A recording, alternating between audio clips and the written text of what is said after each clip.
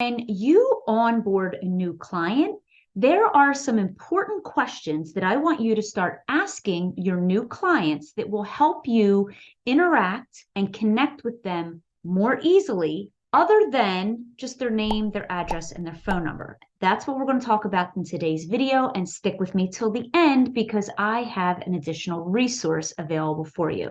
Hey there, my friends. This is Kelly Schaefer. I am the creator of the Concierge Academy, and I help local businesses market more successfully so that they get more clients, make more money, and have a greater impact in their local community. So when you are onboarding a new client, which basically means a new client says, yes, come help me, whatever the services are that you provide, there are a couple really, really important questions that are often overlooked. And I want to give them to you today, and I want to explain to you why these 3 questions are so important.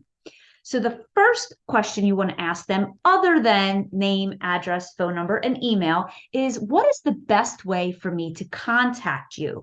That's the first question you want to ask them. Some people will want you to contact them by phone, others by email, and some people may want you to communicate with them via text. Now, first, you need to decide if texting is going to be something you do in your business or not, and you definitely want to set boundaries around texting. And I'm going to put a link below to a video that I did around setting up boundaries in your business. But asking them, what's the best way for me to reach you? What is the best way for me to communicate with you? This way, you know exactly how your clients would prefer you to communicate with them. The second question is, how did you hear about us, or how did you hear about me? This is so valuable and so overlooked. The reason you want to ask that question is you want the answer to that question. You want to know and find out, how are people finding you? Are they finding you online? Are they finding you on your website? Did they get referred to you by their neighbor or a friend, or perhaps a business resource that you've connected with?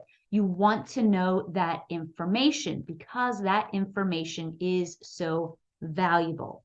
The third question you want to be asking them is, how do you plan on paying for your services? This way you know upfront how they're going to pay for your services. And again, I'm going to put a link down below this video with a video that I did on 4 ways to take payment in your business. Now, I actually have a bonus question I want you to start asking your clients. And it's a little bit out there, like not a normal question you would ask. But if you have a business where you are going into people's homes, this question can really be helpful that you don't get caught off guard. The question is, do you have any pets? Yes, I know you weren't expecting that question. Here's why that question is really, really helpful. Because if you go into a client's home and let's say they have a cat or they have a dog, and the cat or dog tends to run out the front door, you want to know about this before you enter the premises. If they have a cat or dog and you're entering the premises, and maybe you have a fear of dogs, maybe you are allergic to cats. These are things that you would want to know that you would not know unless you ask those questions. It's also really important to ask that question as you begin to grow and scale your business and you hire a team. This was a question that I asked as I hire a team because some people are terrified of dogs. So I made sure that I never put a team member in a house where somebody perhaps had a dog, especially if they had a larger dog. So that is a bonus question that you probably never even thought of that is super duper valuable.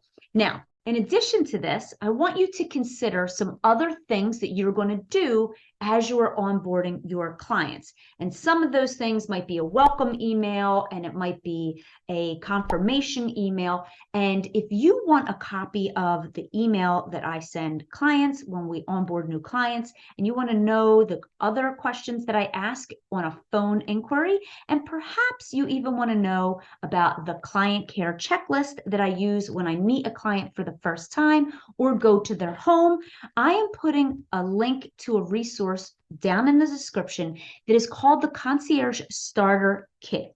It is $47 and it gives you all of this information and helps set you up so that when you go out there and you start getting clients, you show up more professionally to the clients that are hiring you. Okay, my friends, that's what I have for you today. If this video was helpful, hit up the like button. Make sure you subscribe so that you don't miss any other upcoming episodes. Bye for now.